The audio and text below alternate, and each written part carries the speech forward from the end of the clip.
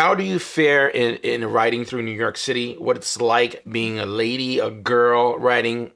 I want to kind of get your Mm, heads up regarding it and stuff like mm, that. What do you find some of the mhm. challenges are? And I might be jumping in between as you answer, so just a heads up. So go ahead. Oh, Yeah, yeah, yeah. yeah. First of all, I have to say my uh beginning years of writing in New York was really tough. Okay. Um, I was well, actually, before getting a Ducati Monster, I had opportunity to ride other sport bikes in New York. Okay. But that was like that at that time I wasn't commuting on motorcycle, but my commute on motorcycle started with Monster, Ducati Monster.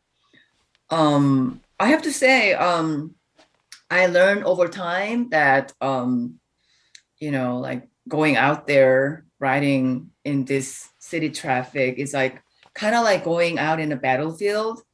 So a lot of people will be like, oh, when you go out, enjoy the ride, blah, blah, blah. But for me, I kind of like learned that I needed to have like a 1000% of like, alert. Like I was never listening to music or, have like communication device connected to my helmet for, like taking phone calls. When I'm like out there riding, Hmm.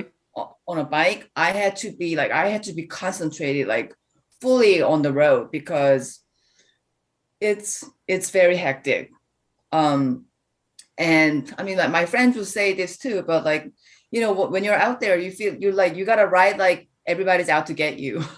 So I kind of adapted that kind of riding style, like, when I'm out there traffic, just get out of the traffic as fast as I can, um, and never riding right next to the cars. And I've been like, liberally just like, what do you call it? Lane splitting Hmm. and white lining, whatever you call it. I actually got in trouble for doing that, but I do them liberally because I find them to be, safer tactic for motorcycle riders. I know there's like an argument about that. Um, I really support that. That it's done by a lot of motorcycle riders for their own safety.